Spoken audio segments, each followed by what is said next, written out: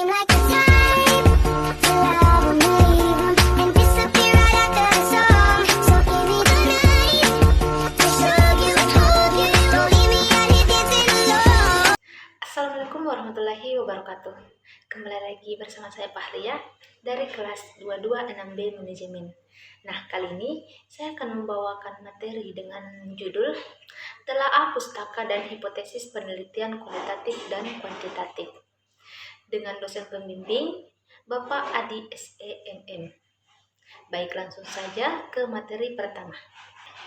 Materi pertama yaitu teori dan penelitian, di mana teori adalah hubungan beberapa konsep atau suatu kerangka konsep atau definisi yang memberikan pandangan sistematis terhadap gejala-gejala atau fenomena-fenomena dengan menentukan hubungan spesifik antara konsep-konsep tersebut dengan maksud untuk menguraikan, menerangkan, meramalkan, dan atau mengendalikan suatu fenomena.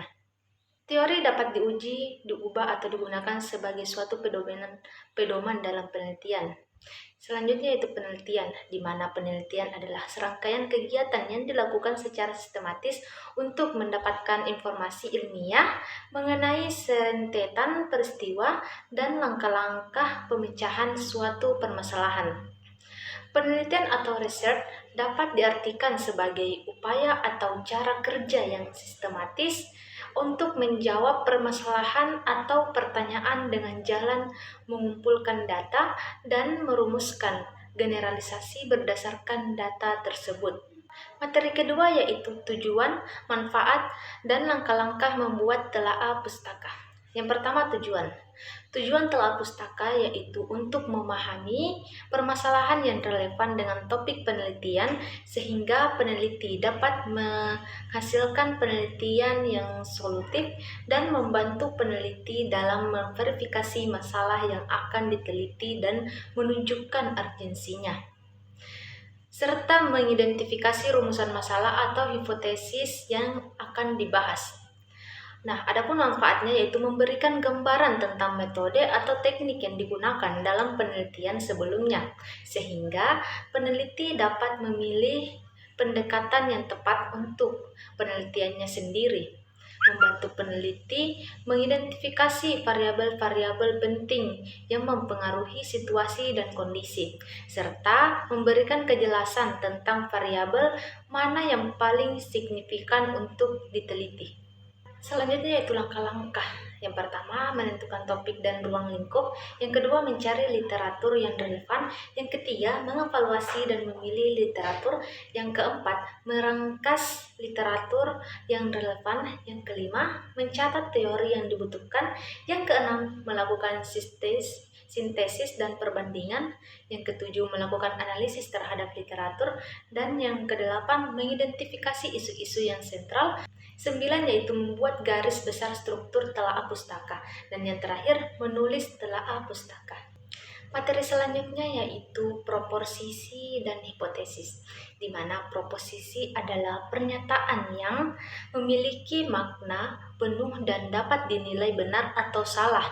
Dalam konteks logika, proposisi terdiri dari 3 unsur utama. Yang pertama subjek, kedua predikat, dan ketiga kopula. Sedangkan proposisi dalam penelitian merujuk pada pernyataan yang menjelaskan hubungan atau kebenaran antara beberapa konsep atau variabel.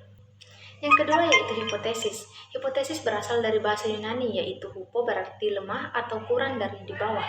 Sedangkan tesis berarti teori proposisi atau pernyataan yang disajikan berbagai bukti. Hipotesis juga dapat diartikan sebagai pernyataan keadaan populasi yang akan diuji kebenarannya digunakan data atau informasi yang dikumpulkan melalui sampel dan dapat dirumuskan berdasarkan teori, dugaan, pengalaman pribadi, atau orang lain, kesan umum, kesimpulan yang masih sangat sementara.